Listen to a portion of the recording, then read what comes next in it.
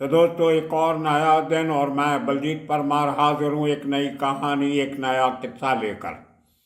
आज आपको सुनाएंगे एक उस बड़े पुलिस ऑफिसर की कहानी जिसने एक पुरानी वीडियो में कुछ ऐसे दावे किए जो मुझे अभी मिली। मराठी भाषा में एक चैनल को दिए इंटरव्यू में उस बड़े पुलिस अधिकारी ने कुछ बड़े खुलासे किए, और वो भी 1993 के मुंबई हमलों को लेकर। मुझे सुन के बहुत हैरानी भी हुई और थोड़ी परेशानी भी हुई कि हमने भी उस पूरे दौर को बहुत नज़दीक से देखा था और पूरी इन्वेस्टिगेशन पे एक पैनी नज़र रखी हुई थी। सब ऑफिसर्स को जानते थे, पल पल की खबर मिलती थी, और उसी दौर में हमने भी एक बड़ी स्टोरी निकाली थी जिसका आज तक चर्चा होता है, that Sanjay Dutt has a gun. Officer का नाम है वाई.सी. पवार।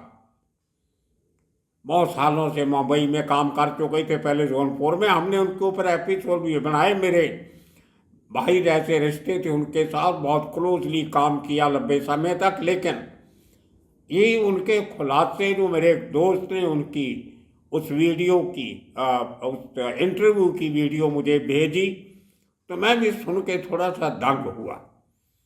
मैंने इस जो जो इशू उन्होंने रेज किए उनको लेके कुछ बड़े ऑफिसर जो उस समय मौजूद थे मुंबई में, उनसे बात की, सीनियर जूनियर सबसे। तो हकीकत कुछ और ही सामने आई। कई बार होता है कि एक वेग में आकर, बहाव में आकर बड़े अफसर भी कुछ ऐसी बातें कह जाती हैं जिनकी कुछ तुक नहीं होती है, या हाफ ट्रूथ होती हैं, आधी सच्चाई होती है, आधा अफसाना होता है, कुछ इस किस्म की बात। लेकिन पहले आप सुन लीजिए कि वाई.सी. पवार जो उस समय एडिशनल कमिश्नर ऑफ पुलिस थे, उसी जोन के जिस जोन में बहुत सारे हादसे हुए थे, दादर, बटुंगा, माहिम, ये पूरा एरिया उनके नीचे आता था। एडिशनल कमिश्नर उस जोन के पूरे के उस रीजन के थे। और साथ में राकेश मारिया, आपने सबने नाम सुना है, उन्होंने किताब भी लिखी, वो डीसीपी ट्रैफिक थे। लेकिन उस समय के पुलिस कमिश्नर अमरजीत सिंह समरा ने उनको भी इस इन्वेस्टिगेशन में शामिल रखा। और joint commissioner of police Hemant Singh, जो बाद में जो एसआईटी बनी सीबीआई को केस ट्रांसफर होने में, उसके वो चीफ थे। अरूप पटनायक जो बाद में मुंबई के पुलिस कमिश्नर बने, वो भी इस इन्वेस्टिगेशन में शामिल थे। तो कहीं ना कहीं मेरी पुरानी वीडियोज में इन सब ऑफिसर्स का जिक्र आया है। लेकिन आज ये खुलासे बहुत इम्पोर्टेंट है। कुछ अजीब सी बातें निकल के सामने आई हैं वाई.सी. पवार के मुंह से। पहले आप ये उनकी एक वीडियो जो मराठी भाषा में है, उसका मैं वीडियो नहीं दिखा सकता क्योंकि वो कॉपीराइट है। तो मैंने उन्होंने जो मराठी में कहा है उसका हिंदी अनुवाद करके अपने एक मित्र से उसको हिंदी में बुलवाया है, जिसको मराठी और हिंदी दोनों भाषाएं अच्छी तरह आती हैं। तो उन्होंने जो इस पूरी इंटरव्यू का सारांश है वो पहले आप सुन लीजिए कि वाई.सी. पवार ने क्या क्या क्या कहा। सुनिए। वाई.सी. पवार ने राकेश मारिया से कहा कि टाइगर मेमन के घर से हमें जो ये चाबी मिली है ये किसी स्कूटर की है, और सुबह हमने जो मॉर्निंग टाइम में हमने जो स्कूटर बरामद किया है, जो अब इस वक्त माटुंगा पुलिस स्टेशन में खड़ा है, ये उससे मैच करके देख लेंगे, ये चाबी तुम अपने ट्रैफिक के ऑफिसर के पास रख देना। सेम डे रात को 1 से 1:30 बजे के बीच में केएल बिश्नोई और वाईसी पवार ये दोनों माटुंगा पहुंच गए।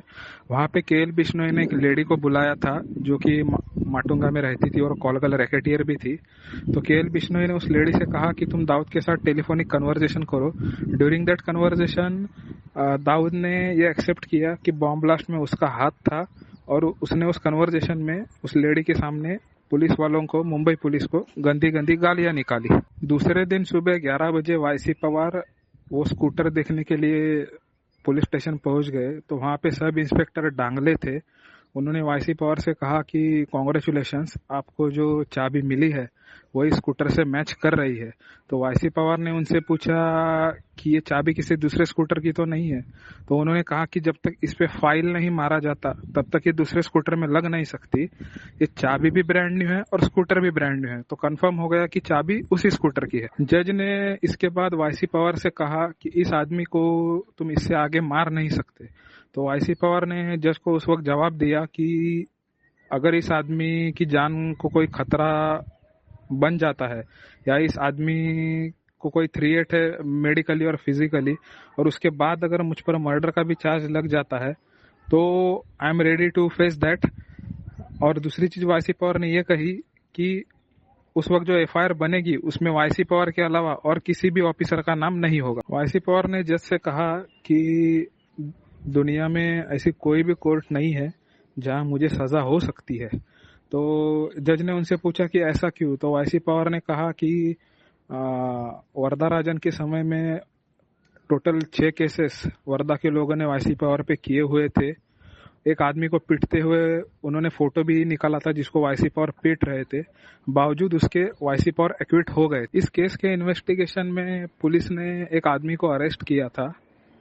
तो ड्यूरिंग दी इंटरोगेशन पुलिस ने उसे इतना पीटा था कि वो कमर के नीचे पूरा डैमेज हो चुका था, जो कि चल नहीं सकता था। तो जब केस चल रहा था कोर्ट में तो जज ने वाईसी पवार से पूछा कि तुमने इस आदमी को इतना क्यों मारा। तो वाईसी पवार का एक कहना था कि इस आदमी ने जिस क्राइम में ये आदमी इन्वॉल्व था वो देशद्रोह का अपराध है और ये जो कॉन्स्पिरेसी है ये दुबई में हुई है और यहाँ हमारे पास कोई सोर्स नहीं है कि हम आगे इंटरोगेशन कर सके। तो हमारे पास यही एक रास्ता है, सच उगलवाने। इसके बाद उस आदमी को जिसको पुलिस ने पीटा था, उस आदमी ने पुलिस को इन्वेस्टिगेशन में और इंटरोगेशन में पूरा कोऑपरेट किया।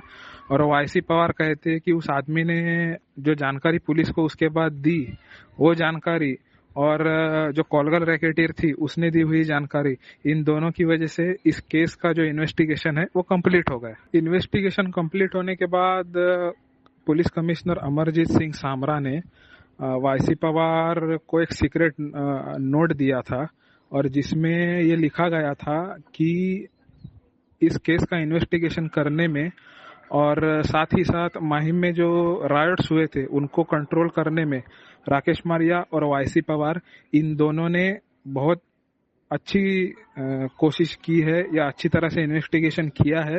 ये दोनों प्रशंसा के पात्र है और इन दोनों को मारुति 1000 कार जो कि ये अपने प्रोफेशनल और पर्सनल यूज के लिए इस्तेमाल कर सकते हैं, दी जाती है। उसके बाद राकेश मारिया और वाईसी पवार को दोनों को वो कार मिली, लेकिन जब अमरजीत सिंह सामरा साहब की ट्रांसफर हो गई तो वाईसी पवार से वो कार वापस ले ली गई और वो नोट आज भी जो अमरजीत सिंह सामरा ने लिखा था वो सीक्रेट नोट, वो आज भी वाईसी पवार के पास। जज ने फिर वाईसी पवार से पूछा कि जिस आदमी को तुमने ड्यूरिंग द इंटरोगेशन पीटा है उसकी जिम्मेदारी कौन लेगा। तो वाईसी पवार ने जज से कहा कि इस आदमी के बारे में डॉक्टर से जो डिस्कशन हमने किया तो डॉक्टर ने एश्योर्ड किया है कि अगर पुलिस के मारने की वजह से यह आदमी कमर के नीचे डैमेज हुआ है तो ये ठीक हो सकता है, लेकिन अगर इसकी पहले से कोई मेडिकल हिस्ट्री है तो ये रिकवर नहीं हो सकता। उस वक्त जो सीएम थे शरद पवार, उन्होंने अमरजीत सिंह सामरा से वाईसी पवार के सामने कहा था कि वाईसी पवार का नाम जो है वो हम लोग पद्मश्री अवार्ड के लिए रेकमेंड करेंगे, लेकिन वो हालांकि हुआ नहीं। और साथ ही साथ अमरजीत सिंह सामरा ने भी बहुत कोशिश की वाईसी पवार का नाम पद्मश्री के लिए रिकमेंड करने के लिए, लेकिन वो मुमकिन नहीं हुआ। अमरजीत सिंह सामरा ने वाईसी पवार से जब इस बारे में बात की तो वाईसी पवार ने उनसे कहा कि मैंने जो ये काम किया है, जो इन्वेस्टिगेशन किया है, वो इसलिए नहीं किया कि मुझे सरकार की तरफ से गाड़ी मिले या फिर पद्मश्री अवार्ड के लिए मेरा नाम रेकमेंड हो। मैं खुश हूँ, I am feeling proud of my self कि मैंने इतनी बड़ी जो घटना हुई उसका इन्वेस्टिगेशन किया, सही जांच की। और दुनिया के हिस्ट्री में ये रिकॉर्ड है कि इतने बड़े बॉम्ब ब्लास्ट का जो इन्वेस्टिगेशन है वो 72 घंटे में पूरा कर लिया। वाईसी पवार का ये कहना है कि जो काम उन्होंने इस इन्वेस्टिगेशन में किया है, देशद्रोह के आरोपियों को ढूंढ निकालने का, तो उनका जो रोल है इस काम में, उस रोल को जानबूझकर प्रोफेशनल पॉलिटिक्स की वजह से छुपा के रखा गया, पब्लिक में इतना आने नहीं दिया। सो दोस्तों, आपने सुना सबसे पहला खुलासा कि वो जो गाड़ी की, जो स्कूटर की चाबी उस टाइगर मेमन के घर से, हुसैनी इमारत से माहिम में मिली, वो वाईसी पवार का कहना है कि इनको वो चाबी वहाँ से मिली थी। इन्होंने वो चाबी राकेश मारिया को दी कि ये चाबी आप लेके जाइए, वो स्कूटर जो माटुंगा पुलिस स्टेशन में खड़ा है उसको लगा के देखिए कहीं उसकी तो नहीं है। लेकिन मारिया ने अपनी किताब में इसका जिक्र किसी और तरीके से किया है। अब ये तो वो स्कूटर जो था वो दादर से मिला था शिवाजी पार्क के पास, जहाँ शिवसेना का ऑफिस है, उसके साथ गली में साफ लगती पेट्रोल पंप है, वहाँ पे वो स्कूटर मिला था जिसमें विस्फोटक पदार्थ थे, लेकिन वो बॉम्ब चला नहीं था।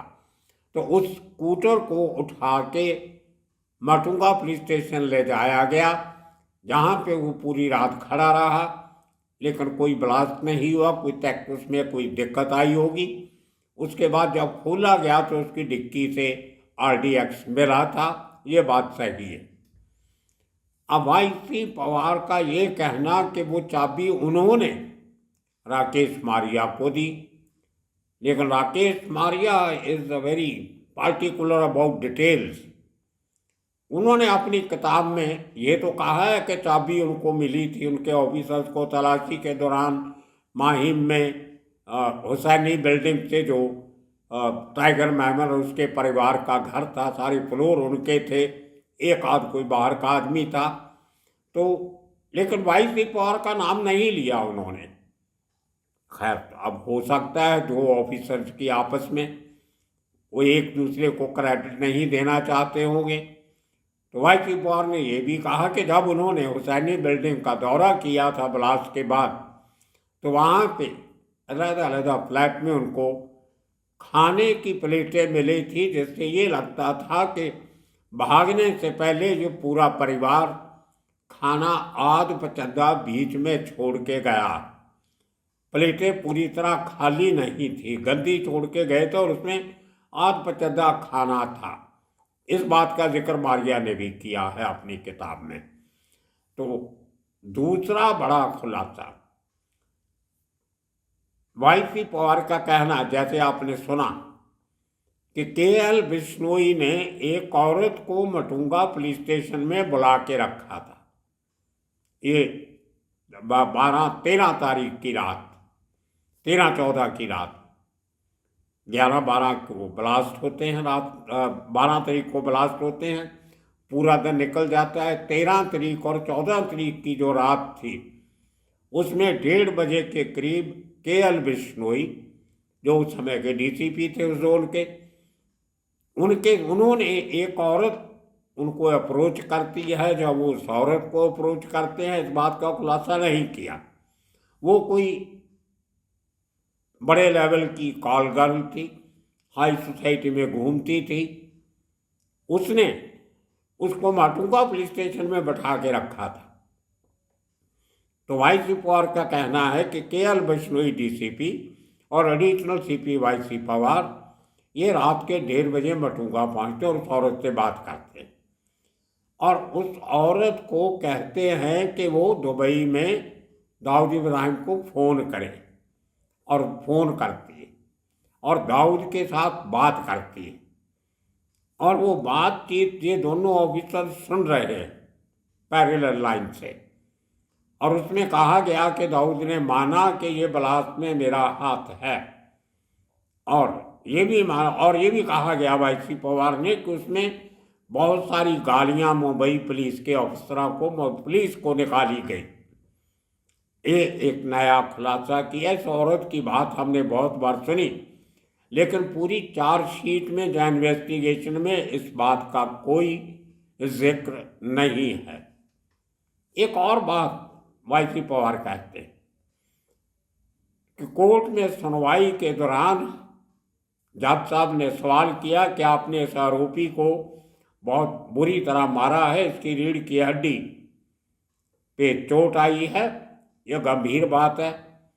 तो वाईसी पवार का ये कहना कि मैंने उस जज को ये कहा कि ऐसे लोगों के साथ ऐसा ही सलूक होता है। अब ये बात उन्होंने अपने दिल में सोची। जज के सामने ऑफिसर कितना भी बड़ा हो, वो अपने 3rd-डिग्री टॉर्चर को डिफेंड नहीं कर सकता। और वाईसी पवार ने ये भी कहा कि वर्दाबाई जो था उस समय का सम्राट अंडरवर्ल्ड का, उसने उनके ऊपर 6 केस दायर किए थे। मुझे मालूम है केस किए थे। हमारी ही टोली के लोग वाईसी पवार को सिक्योरिटी देने के लिए कोर्ट जाते थे, वो एपिसोड भी बनाया, लेकिन उसका जिक्र वाईसी पवार ने कहीं नहीं किया। ये कहना कि मैं तो पहले भी मेरे खिलाफ केस हुआ है, एक और हो जाएगा आदमी को मारने का, तो मुझे कोई फर्क नहीं पड़ता, ऐसी बातें कोर्ट में कहने की ना किसी की हिम्मत होती है, ना कोर्ट ऐसी बात कहने की इजाज़त देता।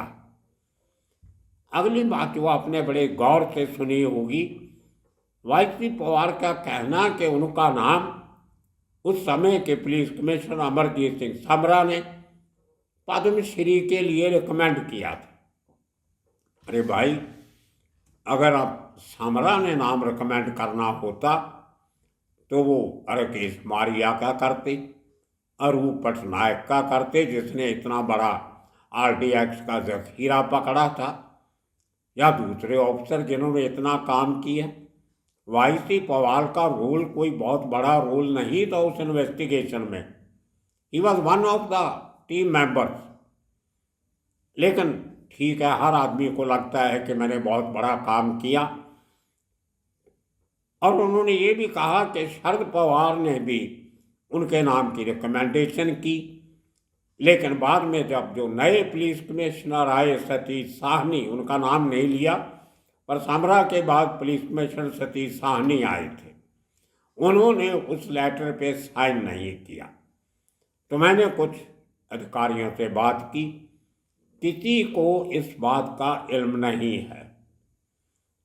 अगर पद्मश्री देना होता तो सबके नाम रिकमेंड होते, उनमें राकेश मारिया का नाम रिकमेंड होता, रूप पटनायक का होता, KL बिश्नोई का होता, और बाकी विष्णु कुंभार, इंस्पेक्टर, दूसरे सब जिन लोगों ने काम किया उनका नाम भी रिकमेंड होता। खास सिर्फ वाईसी पवार का नाम क्यों रिकमेंड किया गया, इसका मुझे लगता है वाईसी पवार को सबूत देना चाहिए। और Amarjeet Singh Samra, he was a team man. वो एक आदमी को रिकमेंड करके दूसरों को नाराज करने की बात मैं कभी सोच भी नहीं सकता, और ना ही कोई और ऑफिसर उसके बारे में ऐसा सोच सकता। तो इस बात में भी कोई सच्चाई नहीं लगती, जो सिर्फ अपनी पीठ थपथपाने के लिए कही गई बातें, जोश में आके, जज्बात में आके बातें करनी कुछ आसान होती है। उसके बाद अगली बात, बड़ी बात, कि हमें अमरजीत सिंह सामरा ने मारुति 1000 गाड़ी गिफ्ट किया था, मुझे और राकेश मारिया को, जो बाद में वापस ले ली गई। अब आपको बता दें भाई लोगों, ये कोई नई गाड़ियां नहीं थी। उस हुसैनी मंजिल से जो टाइगर मेमन परिवार की बिल्डिंग थी, वहाँ से बहुत सारी गाड़ियाँ सीज की गई थी, जिनमें से 3-4 मारुति 1000 की नई गाड़ियाँ थी, अच्छी कंडीशन में थी। तो अमरजीत सिंह सामरा ने कहा कि ये गाड़ियाँ पड़ी पड़ी सड़ जाएंगी, माल मुद्दा है, ठीक है, लेकिन पुलिस के पास भी व्हीकल्स की कमी है, इनमें से ये गाड़ियाँ पुलिस खाते में इस्तेमाल करो, बाद में जो कोर्ट का जजमेंट आएगा देखा जाएगा। तो उनमें से जो टाइगर मेमन के परिवार से गाड़ियाँ पकड़ी गई थी, उनको इस्तेमाल करने के लिए पुलिस खाते में दे दी गई थी, ताकि वो सड़ जाएंगी, इसलिए उसका कहीं काम आ जाए, पुलिस डिपार्टमेंट के काम आ जाए। गाड़ियाँ पकड़ी हुई हैं, अब आरोपियों को तो वापस मिल नहीं सकती। उनमें से एक गाड़ी वाईसी पवार को दी गई, एक राकेश मारिया को, बाकी और भी ऑफिसर को दी गई होगी। लेकिन उसके बाद जब ये केस शुरू हुआ तो ताराकोट के जो जज थे JN पटेल, उन्होंने जब वो माल मुद्दे की बात आई तो उन्होंने कहा ये गाड़ियाँ कहाँ हैं? तो सरकारी वकील ने कहा कि वो तो ऑफिसर इस्तेमाल कर रहे हैं पुलिस के। तो जज पटेल ने कहा नथिंग डूइंग, इनका तो अलग तो केस से है, ये गाड़ियाँ तो बलात् में इस्तेमाल हुई हैं, ये सब वापस मंगवाओ और उनको जब्त किया जाए। तो ये गाड़ियाँ जस्टिस JN पटेल के हुक्म के बाद वापस ली गई थी, लेकिन वाईसी पवार कुछ ऐसे कहते हैं जैसे उनसे कोई ज़बरदस्ती वो गाड़ी छीन ली गई। तो ये कुछ बातें दोस्तों ऑफिसर्स को ऐसी नहीं करनी चाहिए। पुराने ज़माने की बातें हैं, इतने हो गए हम, हर ऑफिसर उसमें जो 150 के करीब मुंबई पुलिस के अफसरों ने काम किया, इतनी लंबी चौड़ी चार्जशीट तैयार की, CBI ने बहुत काम किया, लेकिन बहुता काम पहले ही मुंबई पुलिस कर चुकी थी। जो SIT बनी थी उसमें भी मुंबई के joint CP crime Hemant Singh उसके चीफ थे, बहुत लंबा समय उन्होंने इस केस में लगाया। राकेश मारिया ने बहुत मेहनत की। अमरजीत सिंह सामरा का रोल सबसे बढ़िया था, बीइंग द टीम लीडर। और शरद पवार का ये कि उसने मुंबई पुलिस को एक फ्री हैंड दिया हुआ था, उनमें कोई दखलंदाजी नहीं की। वो बहुत सारे किस्से आपको सुना चुके हैं। लेकिन ये कहना कि हमने ही सब कुछ किया बाकी किसी ने कुछ नहीं किया, ऐसा नहीं होता है। ये बहुत बड़ा टीम वर्क होता है, सैकड़ों लोग उसमें इन्वॉल्व होते हैं, हवलदार से लेकर पुलिस कमिश्नर तक सब लोगों का अपना अपना रोल होता है। एक आदमी को पद्मश्री दे देना, एक आदमी को गाड़ी दे देना, ये कोई इन्वेस्टिगेशन का इनाम नहीं होता या कोई हिस्सा नहीं होता। तो बड़े बड़े लोगों ने, छोटे से लेकर बड़े लोगों ने बहुत अच्छा काम किया और उसकी सराहना करनी चाहिए। पुलिस फोर्स मुंबई की एक बहुत प्रोफेशनल फोर्स गिनी जाती है और उसके चलते हुए जो उन्होंने काम किया वो हमारा सैल्यूट उन सब ऑफिसर्स को।